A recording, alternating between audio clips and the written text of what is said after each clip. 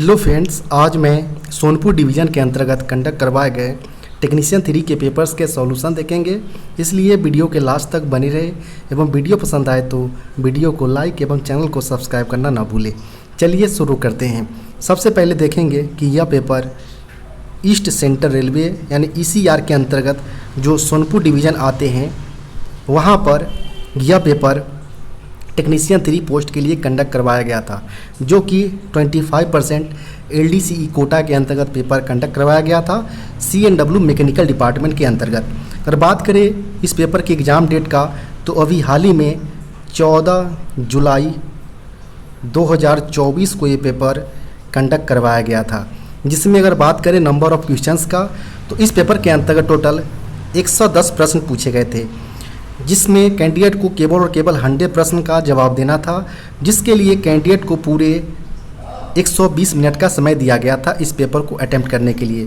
साथ ही साथ इस पेपर के लिए जो मैक्सिमम मार्क्स रखे गए थे वो 85 रखे गए थे, यानी प्रत्येक प्रश्न के लिए जो मार्क्स अलॉट किए गए थे वह 0.85 मार्क्स अलॉट किए गए थे।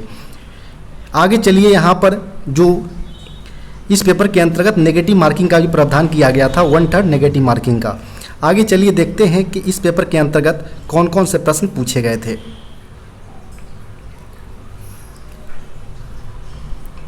सबसे पहले यहाँ पर बात करें अगर तो पेपर को 3 पार्ट में डिवाइड कर दिया गया था।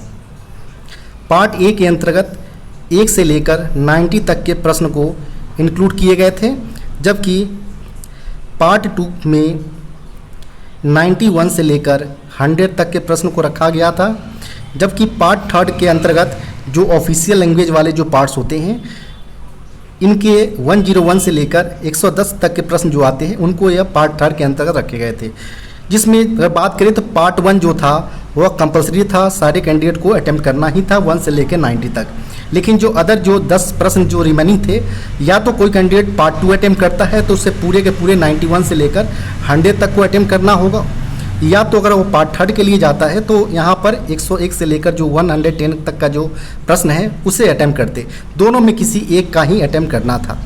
तो इसका भी आप जब भी एग्ज़ाम के अंतर्गत आप हॉल में जाए तो वहाँ पर इंस्ट्रक्शन को सही पूर्वक पढ़ें, इसके बाद ही आप पेपर अटेम्प्ट करना स्टार्ट करें। यहाँ पर हम देखेंगे कि सबसे पहला प्रश्न जो पार्ट A के अंतर्गत पूछा गया था वो कौन सा पूछा गया था, तो ये पूछे गए थे during release after full service application in air brake wagon the brake should release within, यानी एक ईयर ब्रेक वैगन में जो फुल सर्विस एप्लीकेशन किया जाता है तो इसके बाद जो रिलीज होने के दौरान जो ब्रेक को कितने समय के भीतर रिलीज कर देना चाहिए वो यहाँ पर पूछा गया है।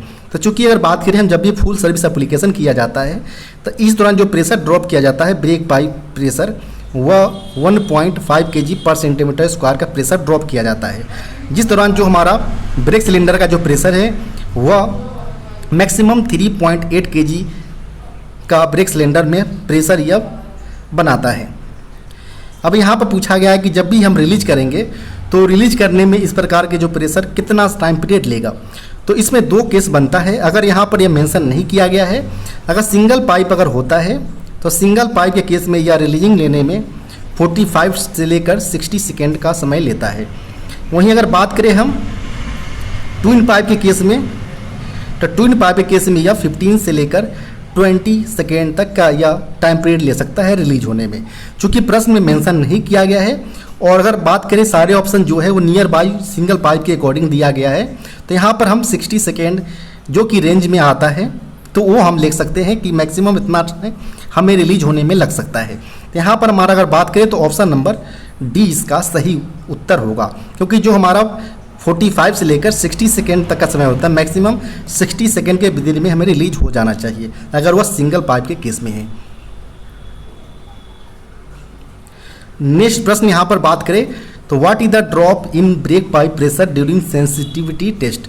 सेंसिटिविटी टेस्ट की अगर बात करें सिंगल कार्ड टेस्ट रिग के अंतर्गत तो इस दौरान जो ब्रेक पाइप से प्रेशर ड्रॉप किया जाना चाहिए वो कितने kg तक का और टाइम पीरियड कितने में ड्रॉप किया जाना चाहिए वो इस प्रश्न के अंतर्गत पूछे गए हैं। तो सेंसिटिविटी टेस्ट की अगर बात करें हम जो सिंगल कार्ड टेस्ट रिग के माध्यम से जब भी कोचेज हमारे POH होने के लिए जाते हैं या ROH या IOH होने के लिए जाते हैं तो वहाँ पर इनकी ईयर ब्रेक टेस्टिंग SCTR के माध्यम से ही किया जाता है। तो इस दौरान अगर बात करें सेंसिटिविटी टेस्ट की तो इसमें जो प्रेशर ड्रॉप किया जाता है वो 0.6 kg पर सेंटीमीटर स्क्वायर का प्रेशर 6 सेकेंड तक ड्रॉप किया जाता है, जिसमें जो डीबी है वह डीबी इस दौरान सेंस करता है और ब्रेक भी पार्टिकुलर जिस कोच में किया जा रहा है उसमें ब्रेक लगना चाहिए। तो ये जो टेस्ट होता है इसे ही हम सेंसिटिविटी टेस्ट के तौर पर हम जानते हैं। तो यहाँ पर हम ऑप्शन को देखेंगे तो ऑप्शन में इस प्रकार का जो है वह ऑप्शन नंबर बी में दिया गया है, तो ऑप्शन नंबर बी यहाँ पर सही उत्तर हो जाएगा। नेक्स्ट प्रश्न यहाँ पर है colour of brake power certificate, यानी बीपीसी के बारे में यहाँ पर बात किया जा रहा है। Of air brake goods train in to end यानी जो हमारा इंटेंसिव जो होते हैं, इंटेंसिव के केस में जो ब्रेक पावर सर्टिफिकेट का कलर गुड्स ट्रेन यानी फ्रेट स्टॉक के अंतर्गत किस प्रकार के कलर का प्रयोग किया जाता है वो यहाँ पर पूछे गए हैं। तो यहाँ पर हम मेनली देखेंगे कि जो हमारे फ्रेट स्टॉक के अंतर्गत इन टू एंड, प्रीमियम और क्लोज सर्किट रेट का प्रावधान किया गया है, जिसमें अगर बात करें हम इन टू एंड की अगर बात करें हम तो इन टू एंड के केस में जो बीपीसी का कलर है वह वाइट कलर का प्रयोग किया जाता है। वहीं अगर बात करें हम प्रीमियम के केस में तो प्रीमियम के केस में यह ग्रीन कलर का पेपर का यूज किया जाता है। वहीं सीसी रैक यानी क्लोज सर्किट रैक की अगर बात करें तो इस दौरान जो बीपीसी का कलर होना चाहिए वो येलो कलर होना चाहिए। और यह जो बताया जा रहा है वो एज पर IRCA जो पार्ट 3 में मेंशन किया गया है, तो वहाँ से आप भी देख सकते हैं, जो कि मेनली फ्रेट स्टॉक से रिलेटेड है। वहीं से यहाँ पर इसको लिया गया है कलर कोड कि इन टू इन के केस में white colour, premium green colour में होंगे और क्लोज सर्किट येलो कलर में होंगे।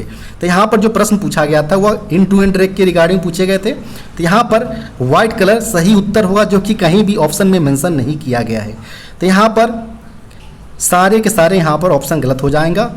यहाँ पर जो इन टू एंड के केस में जो बीपीसी का कलर होगा वो वाइट कलर होगा। नेक्स्ट प्रश्न यहाँ पर है condemning limit of composite brake block in goods train. Goods train में जो कंपोजिट ब्रेक ब्लॉक्स का जो कंडमिंग लिमिट होता है वो कितने mm तक में कंडम करते हैं वो यहाँ पर प्रश्न के अंतर्गत पूछे गए हैं। तो कंपोजिट ब्रेक ब्लॉक की अगर बात करें गुड्स ट्रेन के अंतर्गत तो मेनली एक प्रयोग किया जाता है के टाइप्स का और एक प्रयोग किया जाता है एल टाइप ब्रेक ब्लॉक का। के टाइप की अगर बात करें हम तो के टाइप का प्रयोग BMBS यानी बोगी माउंटेड ब्रेक सिस्टम वाले जो ब्रेक सिस्टम होते हैं उसमें के टाइप ब्रेक ब्लॉक का प्रयोग किया जाता है, जबकि एल टाइप ब्रेक ब्लॉक का प्रयोग अंडर फ्रेम माउंटेड वाले जो ब्रेक सिस्टम होते हैं उसमें एल टाइप ब्रेक ब्लॉक का प्रयोग किया जाता है। इसके अलावा हम बात करें अगर के टाइप की डायमेंशन का ब्रेक ब्लॉक का, तो के टाइप के जो डायमेंशन होते हैं वह न्यू कंडीशन में 58 mm, जबकि कंडम कंडीशन में 52 mm तक इसका रेंज होता है। जबकि अंडर फ्रेम माउंटेड की अगर बात करें हम तो नए कंडीशन में 60 mm और कंडम कंडीशन की अगर बात करें तो 10 mm इसका रेंज होता है। इसके अलावा अगर बात करें हम फ्रिक्शन कोफिशिएंट, जो कि बार बार एग्जाम के अंतर्गत इससे रिलेटेड प्रश्न पूछे जाते हैं, तो के टाइप का फ्रिक्शन कोफिशिएंट होता है वो 0.25, जबकि एल टाइप की अगर बात करें तो 0.17 इसका फ्रिक्शन कोफिशिएंट होते हैं। अब यहाँ पर आप एक दूसरे से क्लासिफाई कर सकते हैं कि जो गुड्स ट्रेन के अंतर्गत जो हमारा कंप्लीट ब्रेक ब्लॉक का प्रयोग किया जाता है उसके लिए दो सिनेरियो बनता है। एक अगर के टाइप की अगर होता है अगर तो 12 mm पर कंडम करेंगे, और अगर वह एल टाइप का ब्रेक ब्लॉक है तो उसे हम 10 mm पर कंडम करेंगे। यहाँ पर हम ऑप्शन के अनुसार चले अगर तो ऑप्शन में दोनों मेंशन किया गया है 10 mm और 12 mm। तो यहाँ पर आपका जो उत्तर होगा वह 10 mm भी हो सकता है और सेकंड अगर बात करें तो 12 mm में हो सकता है। तो यहाँ पर सी एवं डी दोनों यहाँ पर सही उत्तर होगा। नेक्स्ट प्रश्न यहाँ पर बात करें अगर तो condemning thickness of composite brake block of a coach. एक कोच के केस में यहाँ पर कंपोजिट ब्रेक ब्लॉक्स का कंडमिंग थिकनेस पूछा गया है। तो कोच जिसमें जो हम ब्रेक ब्लॉक का प्रयोग करते हैं वो करंट में हम ICF वाले जो कोचेज है bogie mounted brake cylinder BMBC, इसमें हम प्रयोग करते हैं। इसमें अगर बात करें कंपोजिट ब्रेक ब्लॉक के थिकनेस का, इसमें मेनली जो होता है वो के टाइप के ब्रेक ब्लॉक का प्रयोग किए जाते हैं, जिसका नए कंडीशन में थिकनेस 49 mm और कंडम कंडीशन में 12 mm इसका थिकनेस होता है। अब यहाँ पर बात करें ऑप्शन नंबर का, जिसमें कंपोजिट ब्रेक ब्लॉक का कंडमिंग थिकनेस पूछा गया था, तो यहाँ पर 12 mm ऑप्शन नंबर ए इसका सही उत्तर हो जाएगा। नेक्स्ट प्रश्न यहाँ पर है, beyond which temperature is the axle box considered hot axle. किस तापमान के ऊपर अगर एक्सेस करता है टेम्परेचर, जिस कंडीशन में हम एक्सेल बॉक्स को हॉट एक्सेल के तौर पर उसे कंसीडर करेंगे।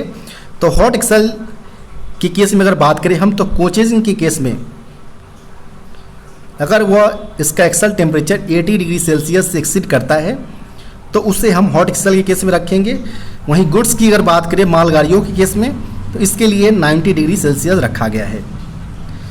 इसके अलावा भी जो टेम्परेचर होते हैं एक्सेल बॉक्सेस का, वह दो एक्सेल बॉक्स के डिफरेंसेस के बेसिस पर भी हम हॉट एक्सेल की कैटेगरी में रखते हैं, जिसमें 15 डिग्री और 20 डिग्री से एक्सेस होने पर भी हम यहाँ पर हम रेक को से डिटैचमेंट करवाते हैं। तो इसका भी आप ध्यान रखें। यहाँ पर मेनली जो पूछा गया है कि जो पार्टिकुलर किसी एक्सेल का जो टेम्परेचर होगा, वो कोचिंग केस में अगर 80 डिग्री और गुड्स के केस में 90 डिग्री से अबव जाता है, तो उस केस में हम इसे रेक से डिटैच कर देंगे, उसे हॉट एक्सेल की कैटेगरी में रखेंगे।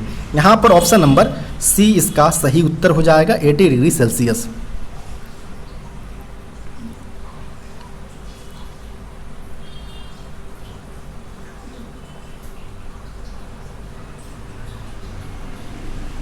नेक्स्ट जो प्रश्न पूछे गए हैं, where is the rail spring कारखाना लोकेटेड। रेल स्प्रिंग कारखाना के रिगार्डिंग यहाँ पर पूछा जा रहा है कि कहाँ पर यह सिचुएटेड है। तो यह मेनली सितौली ग्वालियर के अंतर्गत है। तो यहाँ पर ऑप्शन नंबर ए इसका सही उत्तर हो जाएगा। इसके अलावा आपसे भी एग्जाम के अंतर्गत प्रश्न पूछे जा सकते हैं कि रेल कोच फैक्ट्री कहाँ पर है। तो यह मेनली कपूरथला पंजाब के अंतर्गत है। वहीं एमसीएफ की अगर बात करें मॉडर्न कोच फैक्ट्री, तो यह रायबरेली उत्तर प्रदेश के अंतर्गत है। इसके अलावा आपसे आईसीएफ पेंटिकल कोच फैक्ट्री जो कि पेराम्बूर चेन्नई के अंतर्गत सिचुएटेड है। वहीं एक पूछा जाता है रेगुलर बेसिस पर आरडब्ल्यूपी रेल व्हील प्लांट जो कि बेला बिहार के अंतर्गत है। और एक अगर बात करें आरडब्ल्यूएफ रेल व्हील फैक्ट्री, जिसका अगर बात करें पुराना नेम का, तो उसे हम व्हील एंड एक्सल प्लांट के तौर पर जानते थे, जिसके नया नाम उसे रेल व्हील फैक्ट्री आरडब्ल्यूएफ से डिनोट किए गए हैं। जिसका अगर बात करें लोकेशन का, तो वह यलहंका बेंगलोर के अंतर्गत यह सिचुएटेड है। तो इस प्रकार आप सारे जितने भी मेन जो प्रोडक्शन यूनिट्स है, इसको आप ध्यान रखें। यहाँ से आपसे एक प्रश्न टेक्नीशियन 3 पेपर के अंतर्गत जरूर पूछे जाते हैं। नेक्स्ट प्रश्न यहाँ पर है, buffer height maximum and minimum dimension for wagon in empty condition. ध्यान रखें, यहाँ पर एम्प्टी कंडीशन में बफर हाइट का मैक्सिमम एवं मिनिमम डायमेंशन पूछा गया है। तो यहाँ पर हम बात करें अगर कि जो मैक्सिमम बफर हाइट का जो डायमेंशन होता है वह 1105 mm होता है, जबकि अगर बात करें मिनिमम एम्प्टी कंडीशन में तो यह 1090 mm होते हैं। वहीं मिनिमम अगर बात करें हम लोडेड के केस में तो यह 1030 mm होता है। चूँकि प्रश्न में दोनों केस जो है हमारा है मिनिमम एवं मैक्सिमम दोनों एम्प्टी कंडीशन में पूछा गया है, तो 1105 mm मैक्सिमम केस में और मिनिमम एम्प्टी कंडीशन में 1090 mm इसका सही उत्तर हो जाएगा। यहाँ पर बात करें ऑप्शन नंबर का, तो ऑप्शन नंबर यहाँ पर डी करेक्ट उत्तर होगा। नेक्स्ट प्रश्न यहाँ पर है, the L type brake blocks should be changed in if burnout beyond. यानी एल टाइप ब्रेक ब्लॉक्स को कब बदल दिया जाना चाहिए, जब उसका लिमिटेशन जो है बियर लिमिट वह 60 mm से 10 mm के बीच होता है और अंडर फ्रेम माउंटेड वाले फ्रेट स्टॉक में प्रयोग किए जाते हैं। तो यहाँ पर कब किस रेंज के बाद उसे बदला जाना चाहिए, तो 10 mm से अगर बिलो जाता है तो उसके बाद हम इसको सर्विस से विड्रॉ कर लेंगे। यहाँ पर ऑप्शन नंबर ए इसका सही उत्तर हो जाएगा। नेक्स्ट प्रश्न यहाँ पर है, in loaded condition minimum permissible buffer height in ICF coaches. ICF coach में जो अगर बात करें हम मिनिमम परमिसिबल बफर हाइट, यहाँ पर यह मेंशन नहीं किया गया है एम्प्टी या लोडेड कंडीशन। तो यहाँ पर एज अ लोडेड कंडीशन के अनुसार आप 1030 mm मार्किंग करें। तो यहाँ पर इस प्रकार जो सही ऑप्शन होगा वो ऑप्शन नंबर डी यहाँ पर सही उत्तर हो जाएगा। नेक्स्ट प्रश्न यहाँ पर है, the condemning diameter of BTPN tank wagon. जो बोगी टैंक पेट्रोलियम न्यूमेटिक वाले जो हमारे वैगन्स होते हैं, इनका कंडमिंग डायमीटर पूछा गया है कि कंडमिंग कितने डायमीटर होते हैं। तो बीटीपीएन वैगन की मेन अगर बात करें चक्कों के डायमीटर का, तो नए कंडीशन में 1000 mm और कंडम कंडीशन में 906 mm पर होना चाहिए। तो यहाँ पर बात करें कंडम कंडीशन के लिए तो ऑप्शन नंबर सी 906 mm इसका सही उत्तर हो जाएगा। नेक्स्ट प्रश्न यहाँ पर है, in air brake stock BPC becomes invalid if the rake is stable in any examination yard for more than. यानी यहाँ पर बोला गया है कि एक एयर ब्रेक स्टॉक में बीपीसी कब इनवैलिड होता है, जब रेक किसी एग्जामिनेशन यार्ड में कितने घंटों से ज़्यादा स्टेबल होगा।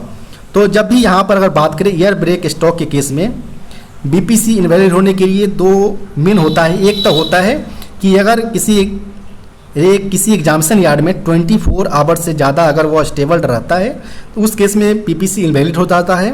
और सेकेंड कंडीशन होता है कि अगर रेक के कंपोजिशन में अगर 4 या इससे ज़्यादा अगर डिस्टर्बेंस किया जाता है तो उस केस में भी बीपीसी इनवैलिड हो जाते हैं। तो यहाँ पर जो सही उत्तर होगा वह 24 आवर्स, ऑप्शन नंबर ए इसका सही उत्तर हो जाएगा। नेक्स्ट प्रश्न यहाँ पर है, the driver reduce the BP pressure by 1.2 kg पर सेंटीमीटर स्क्वायर। तो इस प्रकार के जो प्रेशर ड्रॉप को हम किस नाम से जानते हैं, then it is called full service application. यानी यहाँ पर हम देखेंगे कि फुल सर्विस एप्लीकेशन के दौरान जो प्रेशर होता है वह 1 से लेकर 1.5 kg पर सेंटीमीटर स्क्वायर का प्रेशर ड्रॉप किया जाता है। जबकि अगर बात करें हम सर्विस एप्लीकेशन के समय 0.8 से लेकर 1 kg का प्रेशर ड्रॉप किया जाता है। वहीं मिनिमम सर्विस एप्लीकेशन की अगर बात करें तो इस दौरान प्रेशर 0.5 से लेकर 0.8 kg पर सेंटीमीटर स्क्वायर का प्रेशर लोको पायलट द्वारा ड्रॉप किए जाते हैं। तो यहाँ पर बात करें कि 1.2 kg पर सेंटीमीटर स्क्वायर का प्रेशर ड्रॉप किया गया है। तो इस प्रकार के बीपी प्रेशर ड्रॉप को हम फुल सर्विस एप्लीकेशन की श्रेणी में रखेंगे। यहाँ पर जो सही उत्तर होगा वो ऑप्शन नंबर ए इसका सही उत्तर हो जाएगा।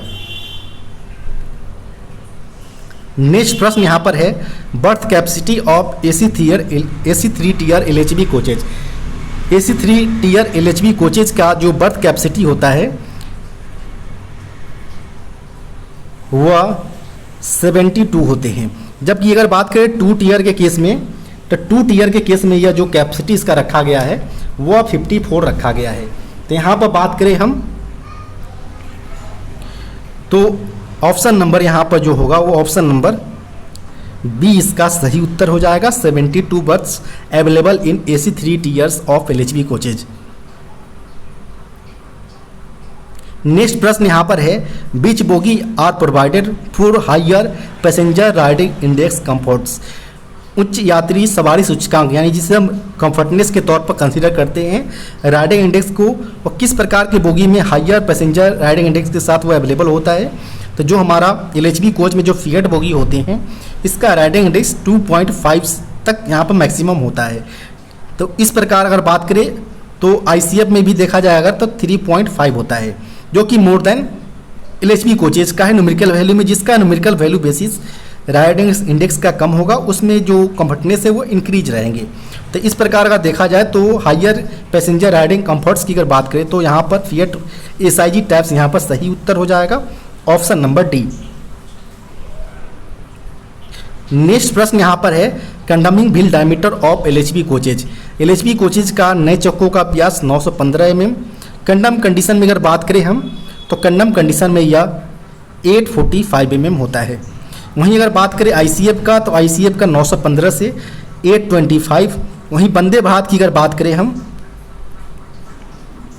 तो वंदे भारत का 952 से लेकर 877 mm के रेंज में होता है। तो यहाँ पर LHB का जो कंडमिंग व्हील डायमीटर पूछा गया है वो तो 845 mm इसका सही उत्तर हो जाएगा। ऑप्शन नंबर की अगर बात करें तो ऑप्शन नंबर यहाँ पर सी करेक्ट उत्तर हो जाएगा। नेक्स्ट प्रश्न यहाँ पर है, the under frame of LHB coach is fabricated of. LHB coaches का जो अंडर फ्रेम है वह कौन से मटेरियल का बना होता है, फैब्रिकेटेड होता है। तो इसमें अगर बात करें अंडर फ्रेम का तो यह मेनली IRSM 41, जिसे अदर नेम में कॉटन स्टील के नाम से भी जाना जाता है, इससे वह फैब्रिकेटेड होता है अंडर फ्रेम LHB कोचेज का। तो यहाँ पर बात करें ऑप्शन नंबर का, तो ऑप्शन नंबर यहाँ पर C इसका सही उत्तर हो जाएगा।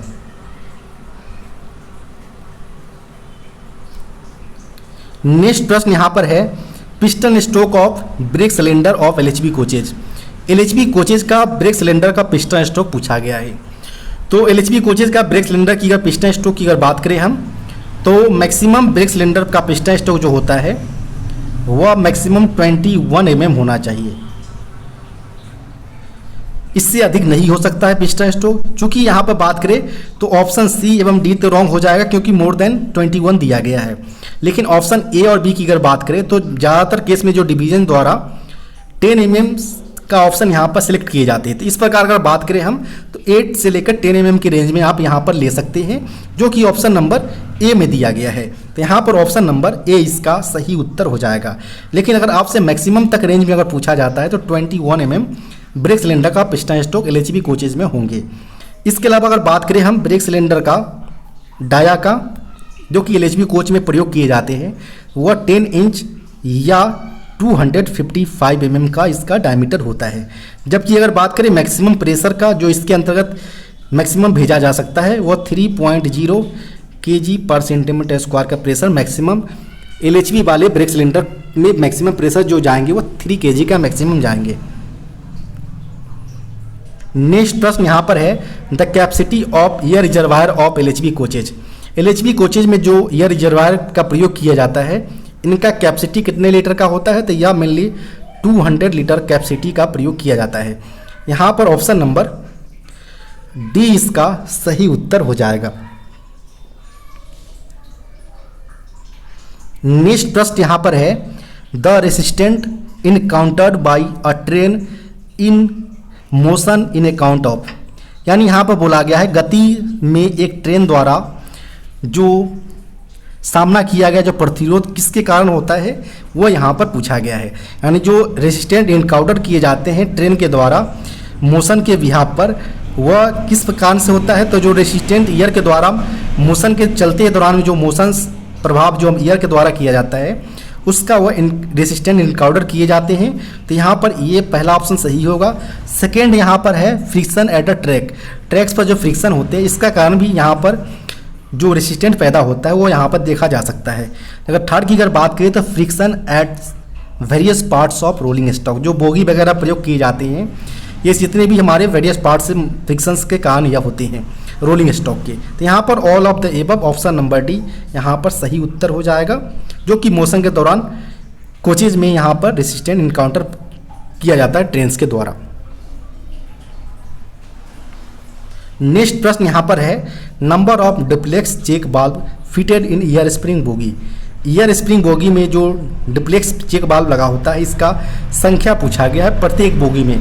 तो प्रत्येक बोगी में अगर बात करें तो प्रत्येक बोगी में 2 की संख्या में ईयर बेल्लो लगा होता है। अगर बात करें यहाँ पर दोनों को समान बनाए रखने के लिए इसके बीच में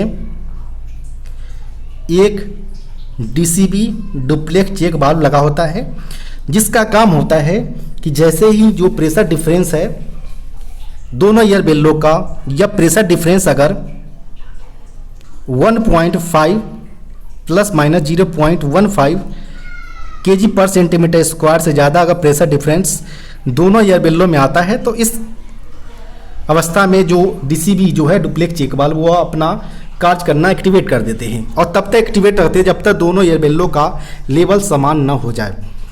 तो यहाँ पर बात करें तो कि एक बोगी के अंतर्गत अगर यहाँ पूछा गया है तो 1 की संख्या में दोनों ईयर बेल्लो के पास यह लगा होता है। तो यहाँ पर ऑप्शन नंबर A इसका सही उत्तर हो जाएगा।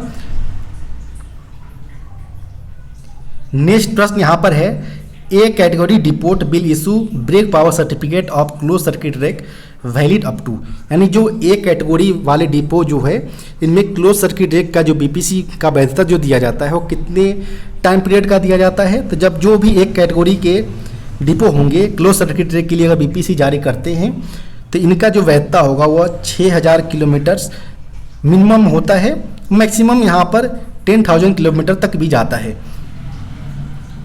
तो यहाँ पर हम बात करें, इसके अलावा ये भी ध्यान रखा जाता है कि 30 प्लस 30 और सेकेंड जो होता है वो 35 प्लस 5 डेज का होता है। लेकिन यहाँ पर जो प्रश्न पूछे गए हैं जो कि 7500 किलोमीटर हो या एबव हो, या अभी रिसेंटली में इसको बढ़ाया गया है, रेक टू रेक वेरी करता है यह।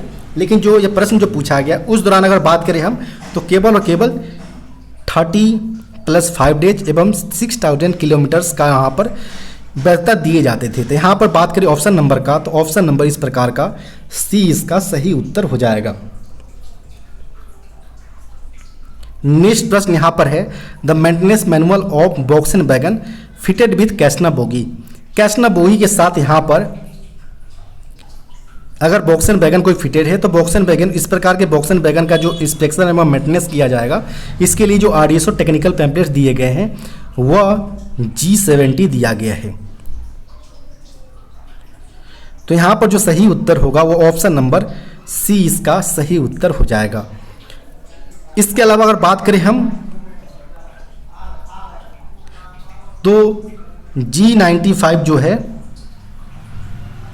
G95 जो है वह मेनली कैसना बोगी से रिलेटेड है, कैश इंस्पेक्शन एवं मेंटेनेंस ऑफ कैसना बोगी। वहीं अगर बात करें हम G97 का, तो G97 simply air brake for freight stock से रिलेटेड है, तो इसका आप ध्यान रखिए। इसके अलावा भी काफ़ी सारे जो RDSO टेक्निकल पैम्पलेट्स है, जैसे कि G76 जिसमें CBC4 लाइन स्टाफ, G80 के अंतर्गत CBC4 वर्कशॉप स्टाफ, G81 के अंतर्गत CTRB इन कैसना बोगी, G90 की अगर बात करें तो BTPN से रिलेटेड है। वहीं अगर बात करें G100 का तो यह मेनली ऑटोमेटिक ट्विस्ट लॉक जो कंटेनर वैगन में प्रयोग किए जाते हैं इससे रिलेटेड है। वहीं अगर बात करें G112 का तो इसमें मेनली जो है इंस्पेक्शन मेंटेनेंस रिलेटेड है। LCCF 20C बोगी एवं LWLH 25 बोगी का मेंटेनेंस G112 के अंतर्गत किया जाता है। तो ये जितने भी टेक्निकल पैम्पलेट्स आपको बताए जा रहे हैं इसका आप ध्यान रखिए। नेक्स्ट प्रश्न यहाँ पर है, working pressure of BTPN safety valve. BTPN safety valve का यहाँ पर वर्किंग प्रेशर पूछा गया है। तो यहाँ पर बात करें अगर कि सेफ्टी वाल्व सबसे पहले क्यों लगे होते हैं। सेफ्टी वाल्व का काम होता है कि जो बैरल के अंतर्गत जो हमारा BTPN या जो BTFLN जो वैगन होते हैं हमारे, इसके अंतर्गत जो हमारा रनिंग के दौरान जो एक्सेस प्रेशर बनता है वह एक्सेस प्रेशर न बन पाए, इसको प्रिवेंट करने के लिए सेफ्टी वाल्व का प्रयोग किया जाता है कि उससे ज़्यादा अगर एक्सेस प्रेशर बनता है तो सेफ्टी वाल्व के जरिए इस प्रकार के प्रेशर को एग्जॉस्ट करके बाहर निकाल दिया जाए। तो यह जो सेफ्टी वाल्व लगा होता है इसमें एक प्रेशर लिमिट सेट किए होते हैं। यह प्रेशर जो सेफ्टी लिमिट सेट किया रहता है वो 1.4 kg पर सेंटीमीटर स्क्वायर प्रेशर पर यह सेट होता है। इससे ज़्यादा अगर बैरल के अंतर्गत प्रेशर बनता है तो यह इस प्रकार के अतिरिक्त प्रेशर को वो रिलीव कर देता है बाहर की तरफ। तो यहाँ पर बात करें ऑप्शन नंबर का, तो ऑप्शन नंबर यहाँ पर ए इसका सही उत्तर हो जाएगा। और यह मेनली जो सेफ्टी वाल्व है वह BTPN वैगन में आउटसाइड डोम लगा होता है, और जो दोनों डोम जो होते हैं हमारे डोम कवर्स, इन दोनों के बीच में सेंटर वाले जो बैरल के जो सेंटर टॉप पोर्शन जो होते हैं वहाँ पर यह लगा होता है।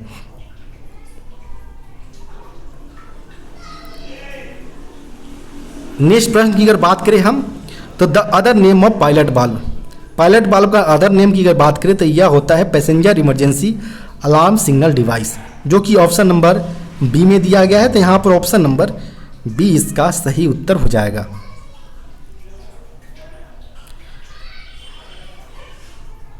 नेक्स्ट जो प्रश्न पूछे गए हैं, what is the transportation code of inspection carriage. Inspection carriage administrative के लिए यहाँ पर ट्रांसपोर्टेशन कोड पूछा गया है। तो इसके लिए जो ट्रांसपोर्टेशन कोड होता है वह RA होता है। यहाँ पर बात करें ऑप्शन नंबर का तो ऑप्शन नंबर डी करेक्ट उत्तर हो जाएगा, RA। नेक्स्ट प्रश्न यहाँ पर है, coaching stock accident involving human life inquiry by. अगर कोई भी कोचिंग स्टॉक जिस में अंतर्गत ह्यूमन लाइफ से रिलेटेड कोई एक्सीडेंट शामिल हो तो इसकी जो इंक्वायरी है वो CRS के द्वारा कंडक्ट करवाए जाते हैं, जो कि मिनिस्ट्री ऑफ सिविल एविएशन के अंतर्गत कार्यरत होते हैं। तो यहाँ पर बात करें तो option number B commissioner of rail safety इसका सही उत्तर हो जाएगा। Worked under the ministry of civil aviation. Next प्रश्न यहाँ पर है for finding what defects UST is done. UST किस प्रकार के डिफेक्ट्स को पता लगाने के लिए यह प्रयोग किया जाता है। तो जो एक्सेल के ऊपर जो इंटरनल करेक्ट जो होते हैं इनको फाइंड आउट करने के लिए अल्ट्रासोनिक टेस्ट यानी UST का प्रावधान किया गया है। यहाँ पर ऑप्शन नंबर ए इसका सही उत्तर हो जाएगा। नेक्स्ट प्रश्न यहाँ पर है what is the interval of schedule A examination of a coach. जो ICF कोच वगैरह जिसके अंतर्गत ए शेड्यूल और बी शेड्यूल्स होते हैं, यहाँ पर शेड्यूल ए का इंटरवल पूछा गया है। तो शेड्यूल ए का इंटरवल जो है 1 मंथ +- 3 डेज के अंतराल पर यह शेड्यूल कंडक्ट करवाया जाता है। तो यहाँ पर बात करें ऑप्शन नंबर का, तो ऑप्शन नंबर यहाँ पर ए करेक्ट उत्तर हो जाएगा। इसके अलावा अगर बात करें हम जो बी शेड्यूल जो होते हैं, B schedule mainly 3 months +- 7 days के अंतराल पर किए जाते हैं। तो बी शेड्यूल यहाँ पर लिखा जाए तो 3 मंथ्स +- 7 डेज यहाँ पर हो जाएगा, जो कि यहाँ पर ऑलरेडी नेक्स्ट प्रश्न में पूछा गया है कि बी शेड्यूल का यहाँ पर एग्जामिनेशन पीरियड क्या होता है। तो 3 मंथ +- 7 डेज हो जाएगा, जो कि ऑप्शन नंबर सी में दिया गया है।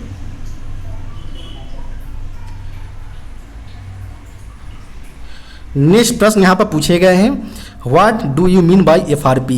FRP से आप क्या समझते हैं। तो FRP मेनली होता है फाइबर रेनफोर्स प्लास्टिक होते हैं। यहाँ पर ऑप्शन नंबर बी इसका सही उत्तर हो जाएगा।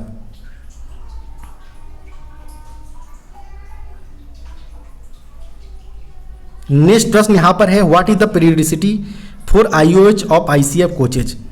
ICF कोचेज का जो इंटरमीडिएट ओवरहॉलिंग का जो पीरियडिसिटी जो बताया गया है वह 9 मंथ के अंतराल पर ICF कोच का IOH किया जाता है। तो यहाँ पर ऑप्शन नंबर ए इसका सही उत्तर हो जाएगा। नेक्स्ट प्रश्न यहाँ पर है the maximum standard buffer height above rail level to centre of buffer is. यानी यहाँ पर बोला गया कि जो बफर्स के सेंटर्स के लिए जो रेल लेवल से जो मैक्सिमम स्टैंडर्ड बफर हाइट जो होना चाहिए वो कितना होना चाहिए। तो मैक्सिमम स्टैंडर्ड बफर हाइट जो होगा वो 1105 mm होगा। यहाँ पर ऑप्शन नंबर सी करेक्ट उत्तर हो जाएगा। नेक्स्ट प्रश्न यहाँ पर है after reaching on accident site the first step to be. यानी जो जब भी कोई एक्सीडेंट डेवलपमेंट वगैरह होता है तो यहाँ पर सबसे पहले यह ध्यान दिया जाता है कि जो भी डेवलपमेंट साइट्स पर सबसे पहले यहाँ पर प्रोटेक्शन साइट का किए जाएंगे। तो यहाँ पर जो सही उत्तर होगा वो option number C protection of site यहाँ पर सही उत्तर हो जाएगा। इसके बाद आगे की प्रोसेस यहाँ पर किए जाते हैं। नेक्स्ट प्रश्न यहाँ पर है the draw and buffing force transmission in coach is through. यानी कोच में ड्रॉ एवं बफिंग फोर्स का ट्रांसमिशन किसके माध्यम से किए जाते हैं। तो यह मेनली जो किए जाते हैं वह सेंटर पिवट के माध्यम से किए जाते हैं। तो यहाँ पर जो सही उत्तर होगा वो ऑप्शन नंबर ए इसका सही उत्तर हो जाएगा। जबकि जो बेट का ट्रांसमिशन जो होता है बॉडी का बोगी के ऊपर वह स्टार्ट बियर के माध्यम से किए जाते हैं। तो इसका भी आप ध्यान रखें। नेक्स्ट प्रश्न यहाँ पर पूछे गए हैं a dimension of passenger train non AC coaches. Non AC coaches के केस में जो पैसेंजर ट्रेन में जो ए डायमेंशन कितना होगा वो यहाँ पर पूछे गए हैं। चूँकि जानते हैं कि अभी वर्तमान में जो ICF कोचेज है वह BMBC यानी bogie mounted brake cylinder types का है, जिसमें इनबिल्ट स्लैग एग्जिस्टर का प्रावधान किया गया है। लेकिन जो पहले वाले जो ICF कोच होते थे कन्वेंशनल टाइप्स के, इनमें जो SAB स्लैग रजिस्टर है वो बाहर से दिया हुआ रहता था, जिसके लिए ए डायमेंशन और ई डायमेंशन का प्रावधान था। इसमें हम बात करें तो नॉन AC के लिए अलग था और AC कोच के लिए ए डायमेंशन अलग अलग होता था। तो यहाँ पर जो प्रश्न पूछा गया है वो नॉन एसी के लिए ए डायमेंशन पूछा गया है। तो नॉन एसी के लिए जो ए डायमेंशन होता है वह 16 + 2 - 0 mm होता है, जो कि नॉन एसी के लिए होते हैं। तो यहाँ पर बात करें ऑप्शन नंबर का, तो ऑप्शन नंबर यहाँ पर बी इसका सही उत्तर हो जाएगा। जस्ट नेक्स्ट प्रश्न में यहाँ पर एसी कोच के लिए पूछे गए हैं ए डायमेंशन। तो एसी कोच के लिए जो ए डायमेंशन होता है वह मेनली 22 + 2 - 0 mm होते हैं। तो यहाँ पर जो सही उत्तर होगा वो ऑप्शन नंबर डी इसका सही उत्तर हो जाएगा। इसके अलावा आपसे एग्जाम के अंतर्गत कभी कभी ई डायमेंशन भी पूछे जाते हैं। तो नॉन एसी हो या एसी कोच हो, दोनों केसों में जो ई डायमेंशन होगा वो सेम होता है और यह होता है 375 ± 25 mm। यह दोनों केसों में सेम रहते हैं।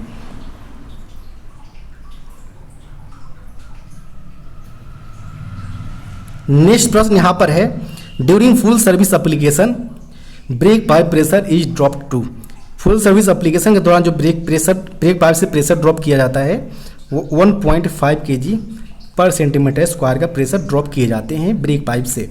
यहाँ पर ऑप्शन नंबर डी करेक्ट उत्तर हो जाएगा। नेक्स्ट प्रश्न यहाँ पर है, at originating station the break power percentage for mail और express train should be. Mail और एक्सप्रेस ट्रेन के लिए जो ओरिजिनेटिंग पॉइंट्स पर ब्रेक पावर परसेंटेज होना चाहिए वह 100% होना चाहिए। जबकि अगर बात करें हम इन रूट के केस में, तो इन रूट में मिनिमम 90% ब्रेक पावर होना चाहिए। यहाँ पर प्रश्न में ओरिजिनेटिंग के रिगार्डिंग पूछा गया था, तो यहाँ पर ऑप्शन नंबर सी 100% इसका सही उत्तर हो जाएगा। नेक्स्ट प्रश्न यहाँ पर है, cut off angle cock can be fitted to. Cut off angle cock जो होता है, अगर वो ट्विन पाइप हो या सिंगल पाइप हो, दोनों एंड पर हमारा FP लगा होगा और ब्रेक पाइप लगा होगा। तो यहाँ पर इस प्रकार जो सही उत्तर होगा ऑप्शन नंबर सी इसका सही उत्तर हो जाएगा, BP एंड FP। नेक्स्ट प्रश्न यहाँ पर है, the rate of air leakage in single car testing should not be more than. यानी यहाँ पर कोचिंग के केस में पूछा गया है, जो कि SCTR के माध्यम से अगर कोई टेस्टिंग किया जाता है तो इसमें जो लीकेज का जो प्रावधान किया गया है, लीकेज का दर का रेट ऑफ लीकेज के लिए वह 0.2 kg पर सेंटीमीटर स्क्वायर पर मिनट से ज़्यादा नहीं होना चाहिए। यहाँ पर ऑप्शन नंबर सी इसका सही उत्तर हो जाएगा।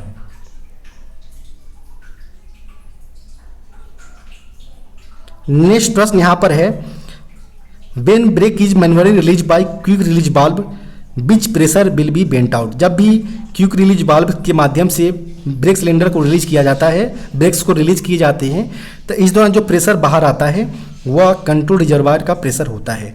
यहाँ पर ऑप्शन नंबर डी करेक्ट उत्तर हो जाएगा। नेक्स्ट प्रश्न यहाँ पर है, what is the pressure of control reservoir in coaching trains. Coaching train के अंतर्गत जो कंट्रोल रिजर्वायर होते हैं इनका प्रेशर कितने kg तक होता है।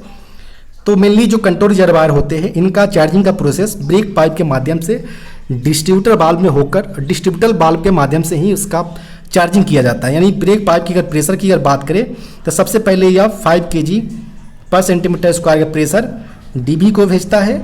DB से यह कॉमन पाइप ब्रैकेट के जरिए यह CR लगा होता है, जिसको भी 5 kg पर सेंटीमीटर स्क्वायर प्रेशर से चार्ज किए जाते हैं। तो यहाँ पर बात करें ऑप्शन नंबर का, तो ऑप्शन नंबर यहाँ पर बी इसका सही उत्तर हो जाएगा। नेक्स्ट प्रश्न यहाँ पर बात करें अगर, तो in coaching train auxiliary reservoir is charge. Coaching train के अंतर्गत जो ऑक्सिलरी रिजर्वायर होता है वो मेनली फीड पाइप के माध्यम से जो NRV लगा होता है इसके माध्यम होते हुए हमारा एयर टैंक को चार्ज किया जाता है।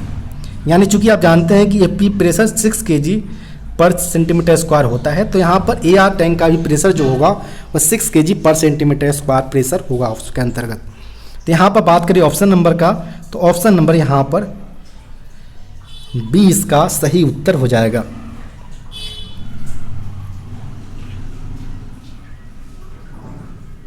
नेक्स्ट प्रश्न यहाँ पर है, during brake release air from brake cylinder goes to. Brake release के दौरान जो ब्रेक सिलेंडर से प्रेशर जाता है वो एटमॉस्फेयर के लिए निकलते हैं। तो यहाँ पर ऑप्शन नंबर डी करेक्ट उत्तर हो जाएगा। नेक्स्ट प्रश्न यहाँ पर है, what is the capacity of control reservoir of passenger coaches. Passenger coaches में जो कंट्रोल रिजर्वायर होता है इसका कैपेसिटी क्षमता कितने लीटर का होता है। यहाँ पर अगर बात करें तो प्रेशर के लिए जो प्रेशर इसमें होता है वह 5 kg पर सेंटीमीटर स्क्वायर, जबकि अगर आपसे कैपेसिटी पूछा जाता है तो कैपेसिटी इसका 6 लीटर का होता है। यहाँ पर ऑप्शन नंबर ए इसका सही उत्तर हो जाएगा। नेक्स्ट प्रश्न यहाँ पर है, the vent hole is provided in cutoff angle cock when angle cock is closed. यानी यहाँ पर बोला गया है कि अगर बेंट जो कटअप एंगल कॉक का जो बेंट होल है, जब हमारा एंगल कॉक बंद अवस्था में होगा तो इस दौरान जो बेंट होल से का जो हमारा प्रावधान किया गया है वो किस पर्पस के लिए किया गया है। तो जब भी हमारा एंगल कॉक बंद होगा तो उस बेंट होल के माध्यम से जो हमारा प्रेशर अवेलेबल होगा एयर होज पाइप के अंतर्गत वो वहाँ से बाहर तरफ निकल जाएंगे। तो यहाँ पर जो सही उत्तर होगा, exhaust air pressure of air hose into atmosphere. यहाँ पर ऑप्शन नंबर ए करेक्ट उत्तर हो जाएगा। यहाँ पर एंगल कॉक के अंतर्गत एक जो मेटल का यहाँ पर लगा होता है, जिसका अगर बात करें डाया का बॉल लगा होता है, डाया इसका 10 mm होता है, जो कि प्रश्न के अंतर्गत पूछे भी जाते हैं कि जो एंगल कॉक के अंतर्गत जो बॉल जो उपलब्ध होता है इसका डायमीटर कितने mm के होते हैं। तो यह मेनली 10 mm के इसके अंतर्गत उपलब्ध होते हैं, तो इसका भी आप ध्यान रखें।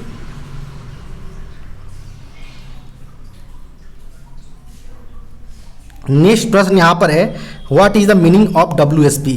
WSP का मीनिंग होता है व्हील स्लाइड प्रोटेक्शन डिवाइस, जो कि व्हील को स्किड होने से बचाने का काम करते हैं। यहाँ पर ऑप्शन नंबर बी इसका सही उत्तर हो जाएगा। WSP की अगर बात करें तो इसके अंतर्गत mainly speed sensor, phonic wheel, इसके अलावा अगर बात करें तो प्रेशर स्विच, माइक्रो प्रोसेसर और डंप वाल्व लगे होते हैं। ये जितने 5 जो पार्ट्स है वह WSP का मेन पार्ट्स के अंतर्गत आते हैं, जो एक दूसरे से कनेक्टेड होते हैं और व्हील को स्किड होने से बचाने का काम करते हैं। नेक्स्ट प्रश्न यहाँ पर है, centre pivots pin does not transmits any. यानी जो सेंटर पिवेट्स होते हैं वो किस प्रकार के फोर्सेस को ट्रांसमिट नहीं करते हैं। तो वह मेनली जो वर्टिकल फोर्सेस जो होते हैं वह मेनली वो ट्रांसमिट्स का करने का काम नहीं करते हैं। तो यहाँ पर जो सही उत्तर होगा वो ऑप्शन नंबर डी इसका सही उत्तर हो जाएगा। नेक्स्ट प्रश्न यहाँ पर है, LHB coach are provided with what type of bearing. LHB coach किस प्रकार के बियरिंग के साथ प्रोवाइडेड होते हैं। तो यह मेनली CTRB के साथ प्रोवाइडेड होते हैं, कार्टेज टेपर रोलर बियरिंग के साथ। तो यहाँ पर जो सही उत्तर होगा वो ऑप्शन नंबर सी इसका सही उत्तर हो जाएगा।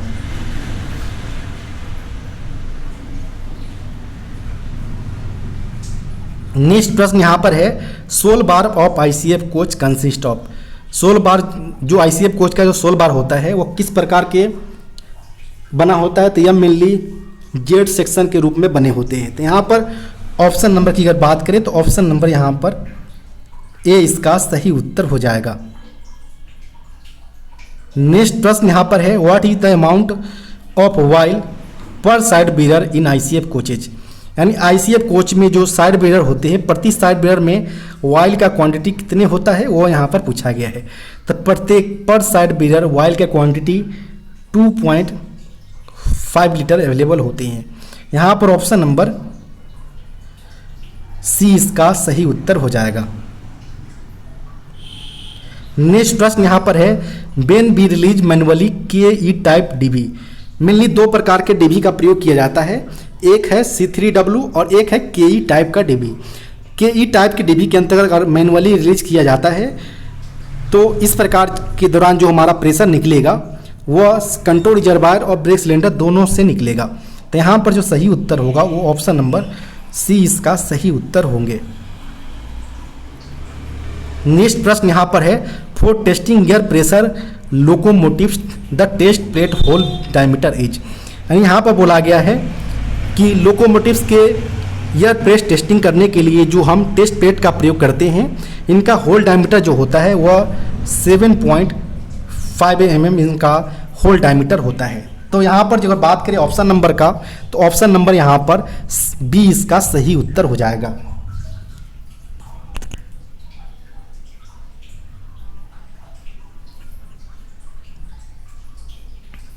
नेक्स्ट प्रश्न यहाँ पर है the function of return spring provided in air brake cylinder is, यानी एयर ब्रेक सिलेंडर में जो रिटर्न स्प्रिंग प्रोवाइडेड होते हैं इनका फंक्शन क्या होता है।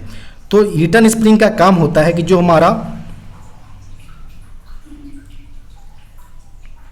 पिस्टन को हमारा वापस, जब भी हमारा ब्रेक रिलीज होता है तो इस दौरान जो पिस्टन पुनः वापस अपने ओरिजिनल पोजीशन पर ले जाया जा सके, इसके लिए रिटर्न स्प्रिंग अपना वर्क करते हैं।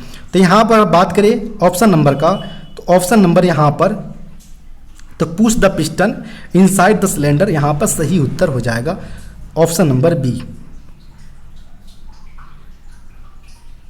नेक्स्ट प्रश्न यहाँ पर है transportation of vestibule second class 3 tier sleeper coach fitted with self generating के साथ अगर कोई 3 टियर स्लीपर कोचेज वेस्टिबुल के साथ अगर होगा तो उसका ट्रांसपोर्टेशन कोड क्या होगा। तो वेस्टिबुल के लिए सिंपली W का प्रयोग किया जाता है। Self generating with sleeper coaches की अगर बात करें हम तो GS यहाँ पर प्रयोग किया जाता है, और 3 टियर के लिए सिंपली हम CN का प्रयोग करते हैं।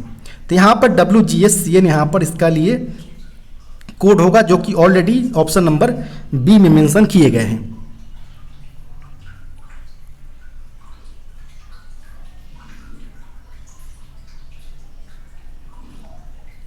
नेक्स्ट प्रश्न यहाँ पर है the standard thickness of compensating ring. Compensating ring जो है उनका स्टैंडर्ड थिकनेस कितना होता है। तो इसका स्टैंडर्ड थिकनेस 6 mm होती है। यहाँ पर ऑप्शन नंबर सी इसका सही उत्तर हो जाएगा 6 mm। नेक्स्ट प्रश्न यहाँ पर है what is the diameter of brake disc का यहाँ पर डायमीटर पूछा गया है। तो जो ब्रेक डिस्क होता है प्रत्येक एक्सल पर 2 के नंबर्स में लगे होते हैं। इनका डाया की अगर बात करें तो डाया 640 mm होता है। वहीं अगर बात करें थिकनेस का, मोटाई का, तो इसका थिकनेस जो होता है 110 न्यू कंडीशन में और 96 mm कंडम कंडीशन में होते हैं। और इस ब्रेक डिस्क के ऊपर जो छोटे छोटे फिन्स प्रोवाइडेड होते हैं, इसका काम होता है कि जो ब्रेकिंग के दौरान जो हमारा हीट जनरेट होता है ब्रेक डिस्क के ऊपर, इसको कूलिंग प्रोवाइड किया जा सके। साथ ही साथ 3 कंटिन्यूअस फिन्स ब्रोकेन को हम सर्विस में अलाउ नहीं करेंगे, तो इसका भी ध्यान दिया जाता है। यहाँ पर बात करें केवल डायमीटर पूछा गया था, तो यहाँ पर जो सही उत्तर होगा वो ऑप्शन नंबर बी 640 mm इसका सही उत्तर हो जाएगा, ऑप्शन नंबर बी। नेक्स्ट प्रश्न यहाँ पर है the brake accelerator are fitted in. जो ब्रेक एक्सीलेटर जो है वो किसके अंतर्गत फिटेड होता है।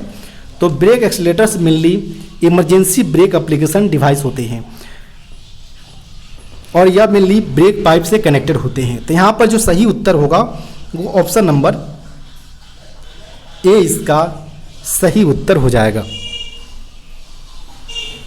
नेक्स्ट प्रश्न यहाँ पर है the wheel of a train engine as well as bogie are slightly tapered to. यानी एक ट्रेन के व्हील्स इंजन के साथ साथ जो बोगियों को थोड़ा टेपर्ड किया जाता है, किस पर्पस के लिए, ताकि जो टर्निंग वगैरह पर प्रॉपर वह फैसिलिटेट कर सके।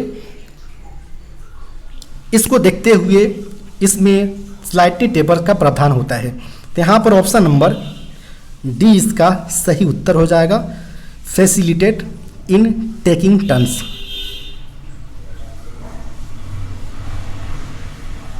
नेक्स्ट प्रश्न यहाँ पर है DCP type fire extinguishers is suitable to extinguish dash fire. यानी जो ड्राई केमिकल टाइप्स के, पाउडर टाइप्स के जो फायर एक्सटिंग्विशर्स होते हैं वो किस प्रकार के फायर्स को बुझाने के लिए कैपेबल होते हैं। तो यहाँ पर जो डीसीपी टाइप्स की अगर बात करें तो जितने भी हमारे क्लास ए के फायर्स हो, क्लास बी हो, क्लास सी एवं क्लास डी, सारे के बुझाने में कैपेबल होते हैं। तो यहाँ पर बात करें ऑप्शन नंबर का, तो ऑप्शन नंबर डी यहाँ पर ऑल ऑफ दिस करेक्ट उत्तर हो जाएगा। नेक्स्ट प्रश्न यहाँ पर है permissible limit of sharp range of wheel is dash mm। Wheel में शार्प फ्लेंज का जो परमिसिबल लिमिट होता है वो कितने mm होते हैं? तो शार्प फ्लेंज की अगर बात करें हम, तो इसका जो नए कंडीशन में डायमेंशन होता है वो 14.5 mm होता है, जबकि अगर यह घटकर 5 mm और लेस इससे कम हो जाए तो इसको हम शार्प फ्लेंज के केस में रखेंगे। और इस प्रकार के जो डिफेक्ट्स होता है इसलिए डेवलप होता है ताकि जो हमारे लंबे पीरियड तक जो सेम कर्व पर वो लगातार रनिंग करते हैं, तो इस प्रकार से वो शार्प फ्लेंज व्हील्स के ऊपर डेवलप होते हैं, जिसका कारण यह होता है कि जो जहाँ भी हमारे एक रेल से दूसरे रेल्स का जो कनेक्टेड लाइंस होते हैं वहाँ पर यह डेलमेंट की संभावना यहाँ पर बन जाते हैं, क्योंकि यहाँ पर शार्प फ्लेंज जो है वो पॉइंट्स को सेटअप नहीं हो पाते हैं, जिससे वह एक लाइन से दूसरे लाइन में जाने की संभावना होती है। तो यहाँ पर बात करें तो ऑप्शन नंबर यहाँ पर परमिसिबल लिमिट्स का तो 5 mm एवं बिलो अगर होता है तो इसको हम परमिसिबल लिमिट से बिलो रखेंगे, यहाँ पर हम कंडम कर देंगे शार्प फ्लेंज के केस में। तो यहाँ पर ऑप्शन नंबर डी यहाँ पर सही उत्तर हो जाएगा, नॉन ऑफ दीज। इसके अलावा भी व्हील्स के ऊपर कई सारे डिफेक्ट्स होते हैं, जैसे कि thin flange, less radius at root of flange, deep flange, flat tyre, इस सारे का सारे जो डिफेक्ट्स होते हैं इसे हम टायर डिफेक्ट गेज जो होता है इसके माध्यम से हम मेजर करते हैं। अगर वो परमिसिबल लिमिट में है तो उसको हम रन करते हैं, अदरवाइज उस प्रकार के व्हील्स को हम सर्विस से विड्रॉ कर लेते हैं। नेक्स्ट प्रश्न यहाँ पर है, axle is checked by, axle को चेक किया जाता है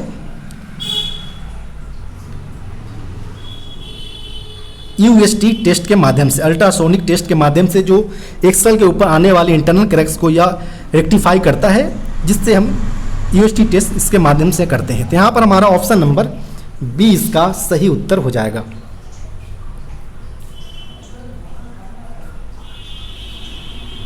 नेक्स्ट प्रश्न यहाँ पर है, permissible wheel diameter difference of both Casnub bogie of a wagon is dash mm। यहाँ पर जो वैगन के अंतर्गत जो व्हील डाया डिफरेंसेस हम परमिसिबल करते हैं, वैगन केस में अगर बात करें तो सेम एक्सेल पर हम 0.5 mm के व्हील डाया डिफरेंस को अलाउबल करते हैं। सेम बोगी, यहाँ पर ध्यान रखिए सेम बोगी की बात किया जा रहा है, सेम बोगी में या 13 mm तक व्हील डाया डिफरेंसेस अलाउबल होते हैं।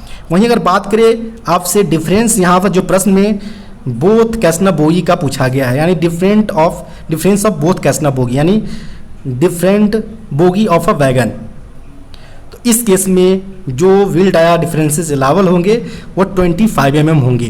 तो यहाँ पर जो आपका सही उत्तर होगा वो ऑप्शन नंबर डी इसका सही उत्तर हो जाएगा, difference of both Casnub bogie. इसका आप ध्यान से पढ़ें। नेक्स्ट प्रश्न यहाँ पर है, permissible limit of deep flange in wheel is dash mm।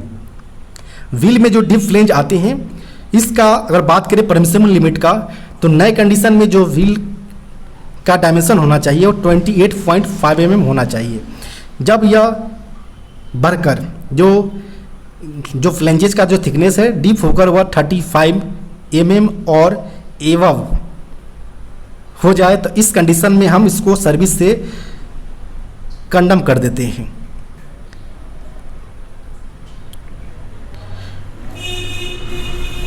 Deep flange का यह प्रभाव होता है कि डीप फ्लेंज जैसे ही अपना 35 mm एबव लिमिट्स को क्रॉस करता है, जितने भी रेल्स लाइन जहां पर जॉइंट्स वगैरह है, जैसे fish plates, fish bolts, check bolts जहां पर हमारे हैं, वहां पर यह ब्रिज करने का संभावना बना रहता है, जिससे डीलमेंट का, इससे भी डीलमेंट का खतरा होते हैं।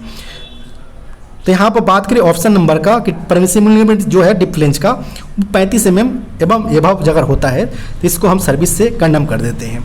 यहाँ पर ऑप्शन नंबर ए इसका सही उत्तर हो जाएगा। नेक्स्ट प्रश्न यहाँ पर है, dash he checked with tyre defect gauge. Tyre defect gauge के माध्यम से हम व्हील डिफेक्ट्स को मेजर करते हैं। व्हील डिफेक्ट्स के अंतर्गत हम अगर बात करें तो थिन फ्लेंज हो या डीप फ्लेंज हो, इसके अलावा अगर बात करें तो शार्प फ्लेंज हो, less radius at root of flange हो, इसके अलावा अगर बात करें तो फ्लैट टायर्स वगैरह जितने भी हमारे डिफेक्ट्स हैं जो व्हील चक्के पर मेजर किए जा सकते हैं, टायर डिफेक्ट गेज के माध्यम से उसको हम मेजर करने की कोशिश करते हैं। तो यहाँ पर बात करें हम तो ऑप्शन नंबर ए इसका सही उत्तर हो जाएगा। नेक्स्ट प्रश्न यहाँ पर है फ्रिक्शन कोफिशिएंट ऑफ के टाइप कंपोजिट ब्रेक ब्लॉक्स। के टाइप के लिए कंपोजिट ब्रेक ब्लॉक्स का जो फ्रिक्शन कोफिशिएंट होता है वो 0.25 होता है। वहीं अगर बात करें हम एल टाइप ब्रेक ब्लॉक के लिए तो इसके लिए फ्रिक्शन कोफिशिएंट 0.17 होते हैं। तो यहाँ पर बात करें ऑप्शन नंबर का, तो ऑप्शन नंबर यहाँ पर डी सही उत्तर हो जाएगा। नेक्स्ट प्रश्न यहाँ पर है मोर देन 1.5 kg पर centimetre square pressure drop in air spring fitted trains the restricted speed is permissible up to dash kilometre per our.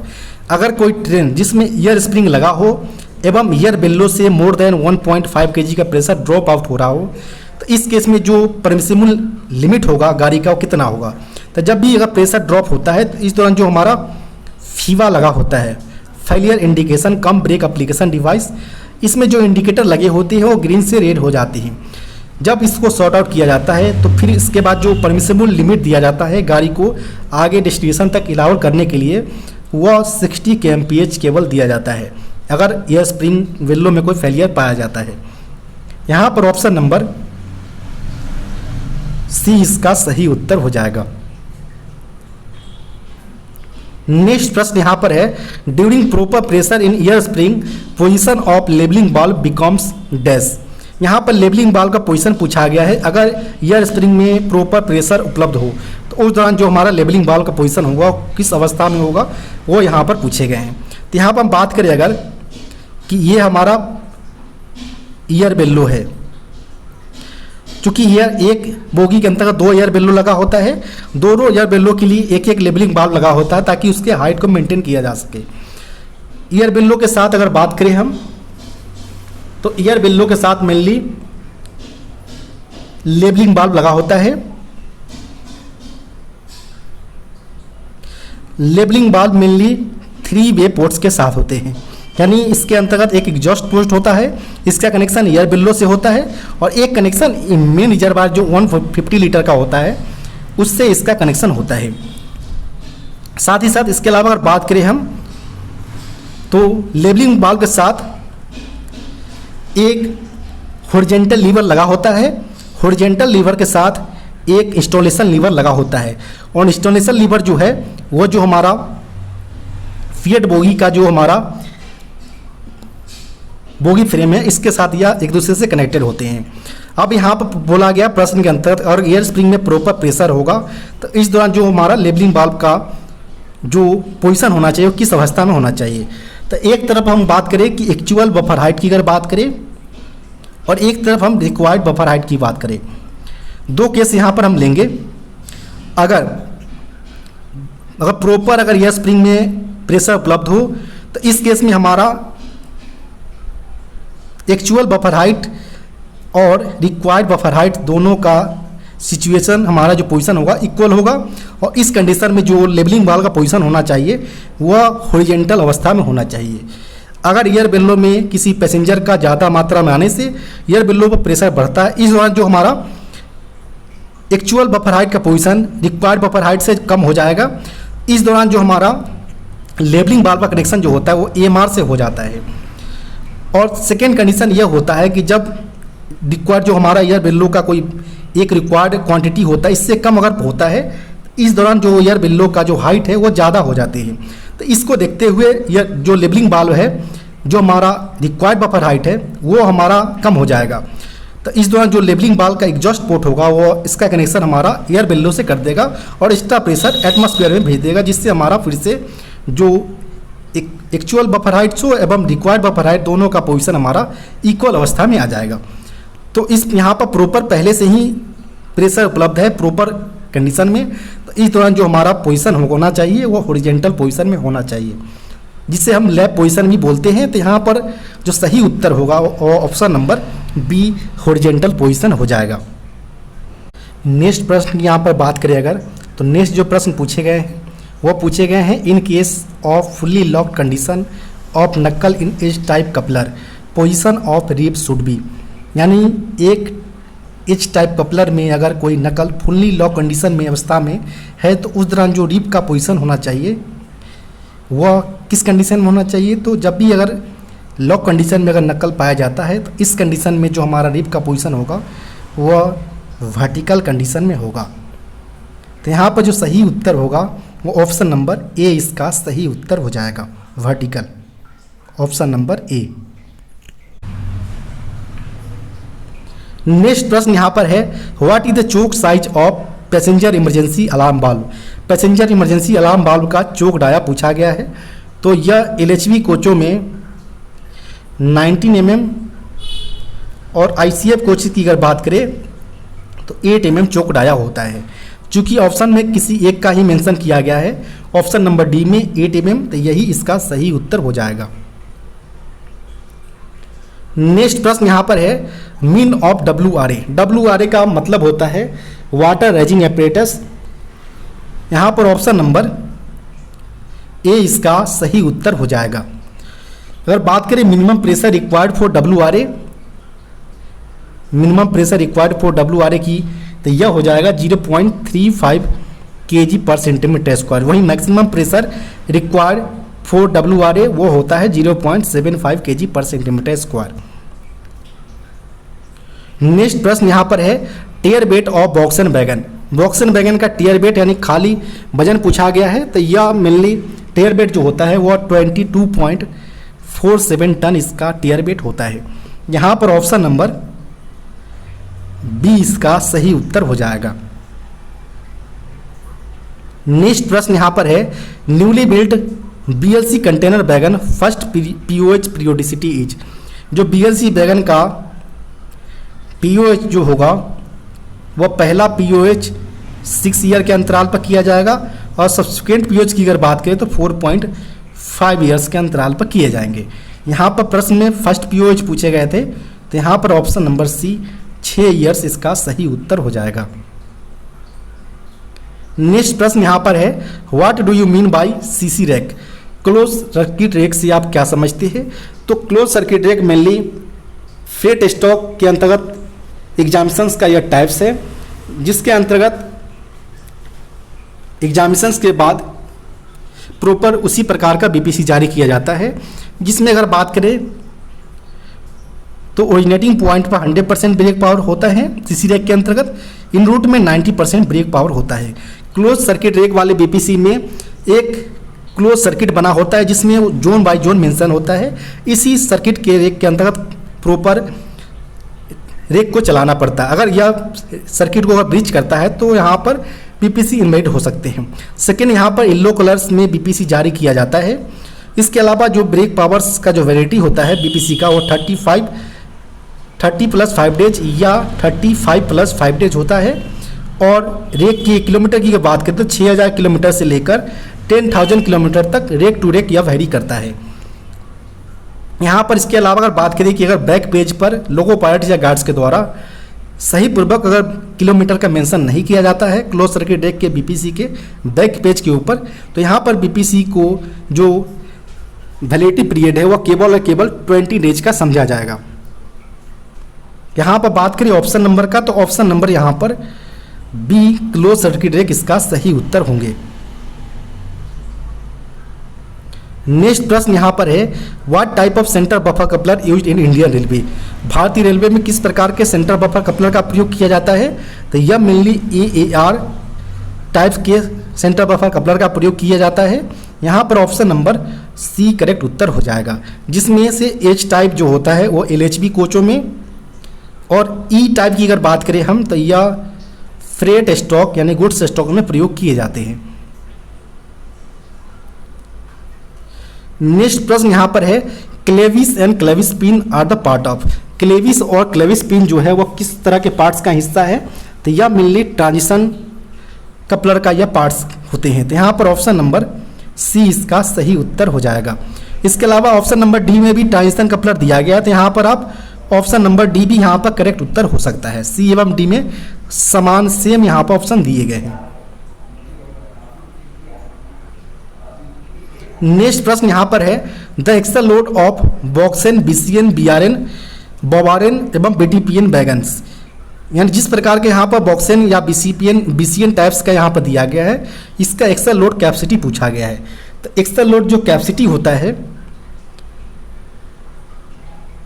वह मेनली ग्रॉस वेट जो कि टेयर वेट प्लस पे लोड कैपेसिटी होता है और divided by number of pixels होते हैं। इसको आप डिवाइड करने पर आपका एक्सल लोड यहाँ पर निकल कर आ जाएगा। और जितने भी टाइप्स के वेरिएंट्स यहाँ पर फ्रेट स्टॉक के दिए गए हैं, इनका जो एक्सल लोड कैपेसिटी होता है वह 20.32 टन यहाँ पर होता है, जो कि ऑप्शन नंबर बी में दिया गया है। तो यहाँ पर ऑप्शन नंबर बी इसका सही उत्तर होगा।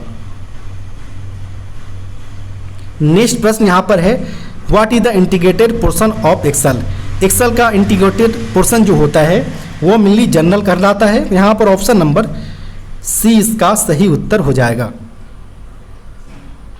नेक्स्ट प्रश्न यहाँ पर है, in air brake end to end brake after intensive examination validity of BPC remains up to the, यानी यहाँ पर बोला गया है कि अगर ईयर ब्रेक के अंतर्गत इन टू एंड ब्रेक्स का अगर इंटेंसिव एग्जामिनेशन किया गया है तो इस दौरान जो बीपीसी का वैलिडिटी होगा वो केवल और केवल डेस्टिनेशन पॉइंट तक होगा, क्योंकि जब भी बीपीसी बनाया जाता है इन टू एंड ब्रेक्स का, इसमें डेस्टिनेशन मेंशन करना अनिवार्य होता है। अदरवाइज इस प्रकार के बीपीसी का इनवैलिड होना तय होता है। यहाँ पर जो वैलिडिटी पीरियड होगा वो डेस्टिनेशन पॉइंट तक होंगे, यानी ऑप्शन नंबर यहाँ पर सी इसका सही उत्तर हो जाएगा। इसके अलावा भी इन टू इंडेक्स में 24 आवर से ज़्यादा अगर एक एग्जामिनेशन यार्ड में स्टेबल होता है तो उस दौरान भी बीपीसी इनवैलिड हो जाते हैं। साथ ही साथ अगर एक के अंतर्गत 4 या इससे ज़्यादा का डिटैचमेंट या अटैचमेंट किया जाता है तो इस कंडीशन में भी बीपीसी इनवैलिड माने जाते हैं। नेक्स्ट प्रश्न यहाँ पर है, in single pipe system the time taken in releasing of the wagon brake is, यानी सिंगल पाइप ब्रेक सिस्टम के अंतर्गत वैगन के जो हम रिलीजिंग टाइम लिया जाता है ब्रेक रिलीज होने में, वह 45 से लेकर 60 सेकेंड का समय लगता है। यहाँ पर ऑप्शन नंबर ए इसका सही उत्तर हो जाएगा। नेक्स्ट प्रश्न यहाँ पर है, the capacity of compressor machine for air brake testing of a rake is, यानी ईयर ब्रेक परीक्षण के लिए जो कंप्रेसर मशीन का जो कैपेसिटी होता है वह 8 टू से लेकर 10 kg तक का इसका कंप्रेसर का कैपेसिटी होता है। यहाँ पर ऑप्शन नंबर बी इसका सही उत्तर हो जाएगा, 8 टू 10 kg पर सेंटीमीटर स्क्वायर। नेक्स्ट प्रश्न यहाँ पर है, the break power off close circuit break from nodal point. Nodal point यानी ओरिजिनेटिंग पॉइंट पर यहाँ पर पूछा जा रहा है कि ओरिजिनेटिंग पॉइंट्स पर जो क्लोज सर्किट ब्रेक का ब्रेक पावर परसेंटेज होना चाहिए वह 100% होना चाहिए। यहाँ पर ऑप्शन नंबर जो होगा ऑप्शन नंबर बी इसका सही उत्तर हो जाएगा। जबकि अगर बात करें क्लोज सर्किट ब्रेक में जो इन रूट में जो होता है, इन रूट में 90% होते हैं, तो इसको भी आप ध्यान रखें। नोडल पॉइंट का मतलब होता है ओरिजिनेटिंग पॉइंट्स, जहाँ पर ब्रेक पावर परसेंटेज 100% होता है। नेक्स्ट प्रश्न यहाँ पर है, एसएबी यानी सिलेक्ट लिस्ट एडजस्टर बैरल का यहाँ पर बोला जा रहा है कि SAB adjust clearance between, SAB जो है किसके बीच के क्लियरेंस को एडजस्ट करता है, तो यह मेनली व्हील एवं ब्रेक ब्लॉक के जो क्लियरेंस होता है इसको ऑटोमेटिक रूप से एडजस्ट करने का काम यह करता है। यहाँ पर ऑप्शन नंबर ए करेक्ट उत्तर हो जाएगा। नेक्स्ट प्रश्न यहाँ पर है, what do you mean of SWTR। SWTR का मतलब होता है सिंगल वैगन टेस्ट रिग। जब भी वैगन्स POH हो या ROH के दौरान भेजा जाता है तो उस दौरान जो प्रॉपर इसका सिंगल बाय सिंगल टेस्टिंग किए जाते हैं, और यह टेस्टिंग SWTR यानी सिंगल वैगन टेस्ट रिग के माध्यम से किया जाता है, जिसमें सेंसिटिविटी टेस्ट, इनसेंसिटिविटी टेस्ट, इसके अलावा लीकेज टेस्ट, अन्य तरह के यहाँ पर लीकेज टेस्ट वगैरह यहाँ पर लिए जाते हैं, जिससे यह सिक्योर किया जाता है कि यह प्रॉपर जो ब्रेक सिस्टम इसका फंक्शनिंग है और प्रॉपर रूप से कार्यरत है। यहाँ पर ऑप्शन नंबर की अगर बात करें तो ऑप्शन नंबर यहाँ पर B single wagon test rig इसका सही उत्तर हो जाएगा। नेक्स्ट प्रश्न यहाँ पर है, what is the standard inclination on wheel trade.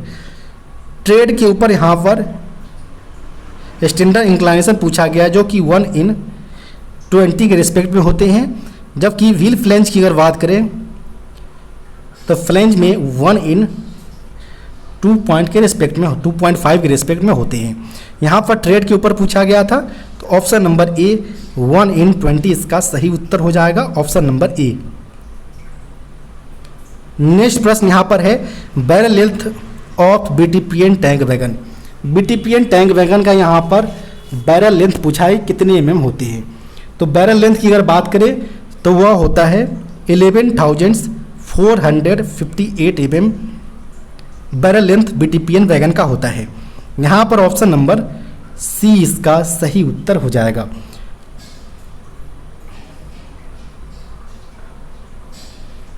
इसके अलावा अगर बात करें आपसे BTPN वैगन का बैरल का डाया पूछा जाता है अगर, तो बैरल का डाया जो होता है 2850 mm इसका डाया होता है बैरल का डाया, जबकि लेंथ होता है 11,458 mm। नेक्स्ट प्रश्न यहाँ पर है what is the material specification of BLC wagon trolley. BLC wagon trolley में जो बोगी प्रयोग किया जाता है वो LCCF 20C बोगी का प्रयोग किया जाता है, और इसमें जो मटेरियल स्पेसिफिकेशन जो होते हैं वह मेनली कास्ट स्टील का बना होता है। यहाँ पर ऑप्शन नंबर ए इसका सही उत्तर होगा। नेक्स्ट प्रश्न यहाँ पर है periodic overhauling of LHV coaches is done after dash months, यानी LHV कोचेज का जो POH किया जाता है वो मेनली 36 मंथ या 12 लाख किलोमीटर्स जो भी पहले उस बेसिस पर किया जाता है। POH LHV कोचेज का सिंपली जिसे हम सब शेड्यूल 2 के तौर पर जानते हैं, जिसे हम POH 1 और सब शेड्यूल 3 को हम POH 2 के नाम से जानते हैं।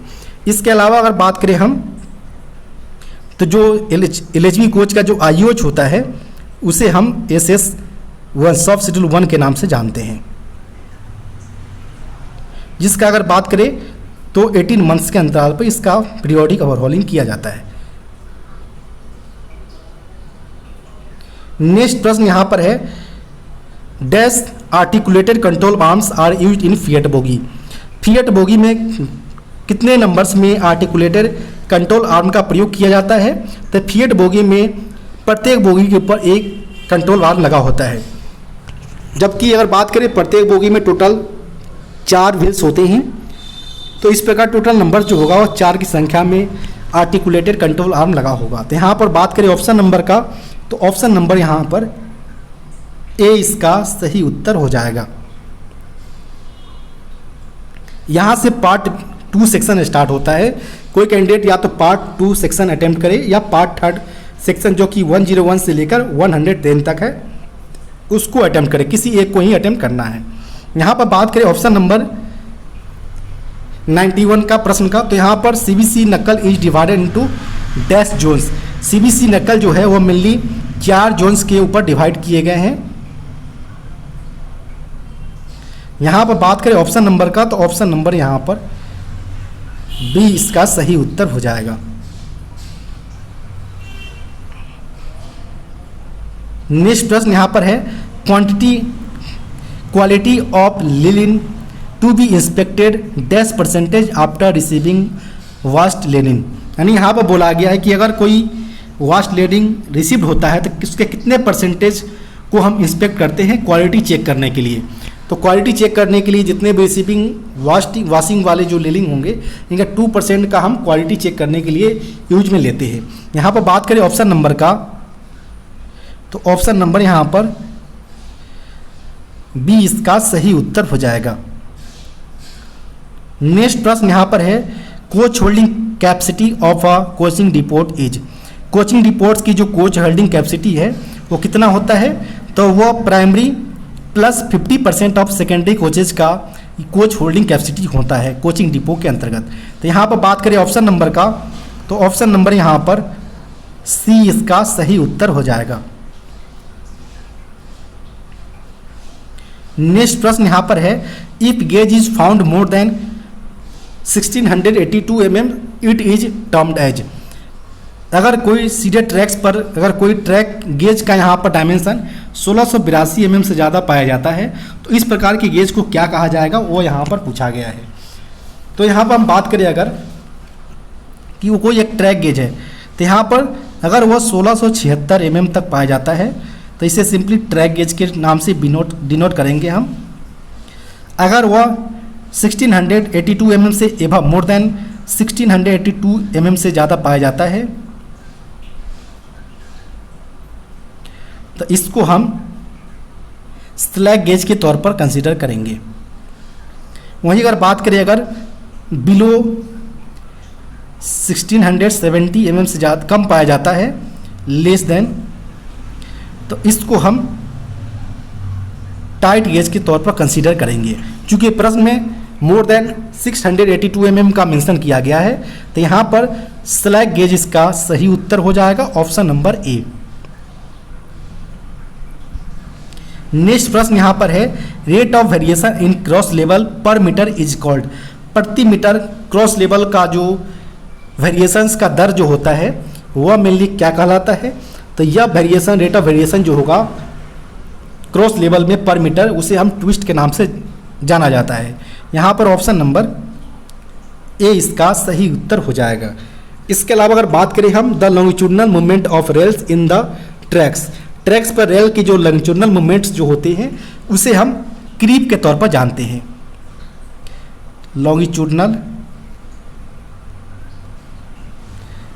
Movement of rails in the track is called creep. Next प्रश्न यहां पर है what is the purpose of speed sensor. Speed sensor का पर्पस क्या होता है, उद्देश्य क्या होता है? तो स्पीड सेंसर का काम होता है, फंक्शन होता है कि प्रत्येक एक्सल पर जितने भी रेवोल्यूशंस हो उनको कंप्यूट करके माइक्रो प्रोसेसर के भेजे, ताकि माइक्रो प्रोसेसर जितने भी 4 एक्सल लगे होते हैं प्रत्येक कोच में उनको वह मेजर करके या डिसीजन ले पाए कि वह प्रॉपर सही पूर्वक रन कर रहा है या नहीं कर रहा है, इस अनुसार वह प्रॉपर सिग्नल डंप वाल को भेज सके। तो यहाँ पर जो सही उत्तर होगा to compute the revolutions of each axle, option number A यहाँ पर करेक्ट उत्तर हो जाएगा। नेक्स्ट प्रश्न यहाँ पर है fins provided between the brake disc. Brake disc में जो फिन्स प्रोवाइडेड होते हैं वो मेनली कूलिंग पर्पस को देखते हुए, यानी जब भी ब्रेकिंग किया जाता है जो हीट जनरेट होते हैं, हीट को कम करने के लिए इसमें फिन्स प्रोवाइडेड होते हैं। यहाँ पर ऑप्शन नंबर बी इसका सही उत्तर हो जाएगा। इसमें यह ध्यान दिया जाता है कि 03 कंटिन्यूअस ब्रोकन फिन्स को सर्विस में अलाउ नहीं किया जाता है, तो इसका भी आप ध्यान रखें। नेक्स्ट प्रश्न यहाँ पर है primary maintenance is a type of. Primary maintenance एक प्रकार का क्या है? प्राइमरी मेंटेनेंस एक प्रकार का प्रिवेंटिव मेंटेनेंस होता है, जिसके अंतर्गत जितने भी हमारे मेंटेनेंस जो किया जाता है वह आइडेंटिफाई करने से पहले इसका मेंटेनेंस कर लिया जाता है, जिसे हम प्रिवेंटिव मेंटेनेंस के तौर पर जानते हैं। यहाँ पर ऑप्शन नंबर की बात करें तो ऑप्शन नंबर यहाँ पर बी इसका सही उत्तर हो जाएगा। इसके अलावा अगर बात करें एक होता है करेक्टिव मेंटेनेंस। करेक्टिव मेंटेनेंस जिसे हम ब्रेक डाउन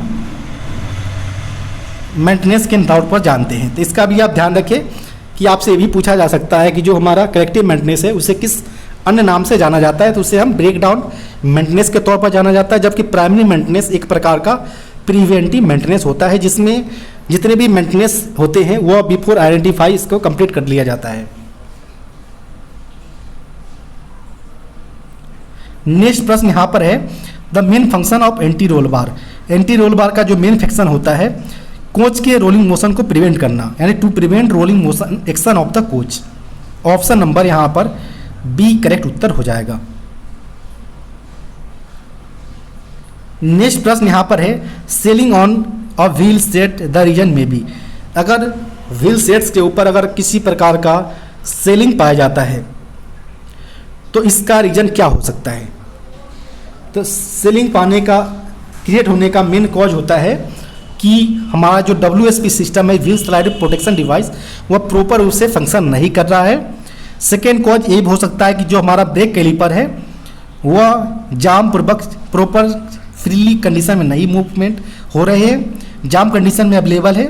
थर्ड, ये कॉज हो सकता है कि जो एक और बहुत ब्रेक सिलेंडर प्रत्येक एक्सल पर डिफेक्टिव कंडीशन में होगा, तो यह भी एक कॉज हो सकता है सेलिंग क्रिएट होने का व्हील सेट के ऊपर। तो यहाँ पर 3 कॉज यहाँ पर मेजर कॉजेज है। तो यहाँ पर option number D all of the above यहाँ पर करेक्ट उत्तर हो जाएगा। नेक्स्ट यहाँ पर पार्ट 3 सेक्शन यहाँ पर इंक्लूड किया गया है ऑफिशियल लैंग्वेज का, जिसके अंतर्गत 10 प्रश्न पूछे गए हैं। पहले प्रश्न पूछे गए जो पार्लियामेंट्री ऑफिशियल लैंग्वेज के जो कमेटी होते हैं, इसमें नंबर ऑफ मेंबर्स पूछे गए, कितने नंबर्स में मेंबर्स अवेलेबल होते हैं पार्लियामेंट्री ऑफिशियल लैंग्वेज कमेटी के अंतर्गत। तो इसमें टोटल 30 मेंबर्स होते हैं, जिसमें से 20 मेंबर्स लोकसभा से आते हैं और 10 मेंबर्स राज्यसभा से आते हैं। और इसके जो चेयरपर्सन होते हैं, अध्यक्ष जो होते हैं, वह केंद्रीय होम मिनिस्टर होते हैं। यहाँ पर पूछा गया था कुल कितने मेंबर्स होते, टोटल नंबर्स में केवल मेंबर्स पूछे गए थे, तो टोटल यहाँ पर सी 30 की संख्या में यहाँ पर सही उत्तर हो जाएगा। नेक्स्ट प्रश्न यहाँ पर है हिंदी दिवस कब मनाया जाता है। तो हिंदी दिवस जो है प्रत्येक वर्ष 14 सितंबर को मनाए जाते हैं। यहाँ पर ऑप्शन नंबर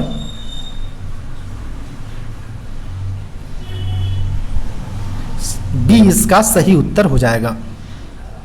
इसी दिन संविधान सभा के द्वारा 14 सितंबर 1949 को हिंदी को एज ए ऑफिशियल लैंग्वेज के तौर पर संविधान में शामिल किया गया था। नेक्स्ट प्रश्न यहाँ पर है भारतीय संविधान के किस अनुच्छेद में हिंदी भाषा का विकास का प्रावधान किया गया है। The directive development of Hindi language included in which articles. तो डायरेक्टिव डेवलपमेंट हिंदी की अगर बात करें तो यह आर्टिकल 351 में इंक्लूड किया गया है। तो यहाँ पर बात करें ऑप्शन नंबर का, तो ऑप्शन नंबर यहाँ पर बी यहाँ पर सही उत्तर हो जाएगा। नेक्स्ट प्रश्न यहाँ पर है भारतीय संघ की राजभाषा के बारे में संविधान के किस अनुच्छेद में प्रावधान किया गया है। यानी the union of the official language of the union mention in which article of the Indian constitution. भारतीय संविधान के किस अनुच्छेद में यह मेंशन किया गया है कि जो भारतीय संघ की राजभाषा जो होगा वो हिंदी होगा। यह मेनली आर्टिकल 343 के अंतर्गत यह मेंशन किया गया है। तो यहाँ पर ऑप्शन नंबर जो होगा वो ऑप्शन नंबर सी यहाँ पर सही उत्तर हो जाएगा। इसके अलावा बात करें आर्टिकल 344 का, तो आर्टिकल 344 के अंतर्गत मेनली जितने भी कमीशन या कमेटी बनाए गए हैं पार्लियामेंट्स के ऑफिशियल लैंग्वेज के ऊपर, इसका मेंशन आर्टिकल 344 के अंतर्गत किए गए हैं। नेक्स्ट प्रश्न यहाँ पर है भारतीय संविधान की 8वीं अनुसूची में कितनी भाषाओं को शामिल किया गया है। यहाँ पर टोटल लैंग्वेज पूछे गए हैं 8th शेड्यूल में शामिल होने का। तो टोटल वर्तमान में अभी 22 की संख्या में यहाँ पर लैंग्वेज इंक्लूड किए गए हैं 8th शेड्यूल के अंतर्गत। तो यहाँ पर ऑप्शन नंबर की बात करें तो ऑप्शन नंबर बी यहाँ पर सही उत्तर हो जाएगा 22। नेक्स्ट प्रश्न यहाँ पर है सेक्शन 33 के बाद यहाँ पर किया जा रहा है के अंतर्गत किए जाने वाले डॉक्यूमेंट्स किन किन भाषाओं में जारी किए जाते हैं। इनका अगर बात करें सेक्शन 33 का, तो इनको प्रभाव में लाया गया था 26 जनवरी 1965 को प्रभाव में लाया गया था, जिसके अंतर्गत मेनली 14 डॉक्यूमेंट्स के बारे में बताया गया है। और यह डॉक्यूमेंट जो है वह मेनली बाइलिंगुअल फॉर्मेट्स यानी हिंदी एंड इंग्लिश दोनों लैंग्वेज में शामिल किया गया है। और इसको देखने की जिम्मेदारी साइनिंग अथॉरिटी जो ऑफिसर्स जो होंगे उनका यह रिस्पॉन्सिबिलिटी होगा कि इसके अंतर्गत जारी होने वाले डॉक्यूमेंट्स प्रॉपर बाइलिंगुअल फॉर्मेट में होना चाहिए। तो यहाँ पर यही पूछा गया था किस प्रकार के लैंग्वेज में, तो हिंदी एवं अंग्रेजी दोनों लैंग्वेज में जारी किया जाता है। यहाँ पर ऑप्शन नंबर बी करेक्ट उत्तर हो जाएगा। नेक्स्ट प्रश्न यहाँ पर है रेलवे बोर्ड द्वारा काव्य लेखन में पोएम अगर कोई लिखता है कोई कर्मचारी, तो उनके लिए रेलवे बोर्ड द्वारा जो अवार्ड दिए जाते हैं वह दिए जाते हैं मैथिली शरण गुप्त अवार्ड दिए जाते हैं। तो यहाँ पर ऑप्शन नंबर बी इसका सही उत्तर हो जाएगा। इसके अलावा अगर बात करें हम प्रेमचंद अवार्ड जो दिया जाता है, प्रेमचंद अबाउट सिंपली कोई स्टोरी या नोवेल खुद का लिखता है तो उस केस में यहाँ पर उसे प्रेमचंद अवार्ड से रेलवे बोर्ड द्वारा दिए जाएंगे। इसके अलावा लाल बहादुर शास्त्री की अगर बात करें तो इस केस में अगर कोई कर्मचारी अगर उसे टेक्निकल बुक्स वगैरह कोई लिखता है तो टेक्निकल बुक के मामले में उसे लाल बहादुर शास्त्री अवार्ड दिए जाएंगे। नेक्स्ट प्रश्न यहाँ पर है, राजभाषा गौरव पुरस्कार योजना किस मंत्रालय के द्वारा संचालित किए जाते हैं? तो राजभाषा गौरव पुरस्कार की अगर बात करें तो यह mainly ministry of home affairs यानी गृह मंत्रालय के द्वारा रन किए जाते हैं। तो यहाँ पर बात करें ऑप्शन नंबर का, तो ऑप्शन नंबर यहाँ पर बी इसका सही उत्तर होगा। नेक्स्ट प्रश्न यहाँ पर है, रेल प्रधान कार्यालय में गठित क्षेत्रीय राजभाषा कार्यान्वयन समिति का अध्यक्ष कौन होता है? तो यहाँ पर हम बात करें अगर क्षेत्रीय राजभाषा कार्यान्वयन समिति का अध्यक्ष कौन होगा, तो उसके जोनल लेवल पर जो हेड होता है वह जनरल मैनेजर खुद होते हैं। तो यहाँ पर ऑप्शन नंबर बी इसका सही उत्तर हो जाएगा। नेक्स्ट प्रश्न यहाँ पर है, संघ की राजभाषा हिंदी की लिपि क्या है? तो स्क्रिप्ट पूछा गया है हिंदी लैंग्वेज का, तो वह देवनागरी स्क्रिप्ट में इसको लिया गया है। तो यहाँ पर ऑप्शन नंबर जो होगा वो ऑप्शन नंबर सी इसका सही उत्तर हो जाएगा। आपको वीडियो कैसा लगा कमेंट बॉक्स में बताना ना भूलें। साथ ही साथ वीडियो को लाइक एवं चैनल को सब्सक्राइब करना ना भूलें। अगर आपके पास भी कोई ऐसा पेपर है जिसका आप सॉल्यूशन चाहते हो, डिस्क्रिप्शन बॉक्स में दिए गए व्हाट्सएप नंबर पर अपना पेपर भेज सकते हैं। धन्यवाद।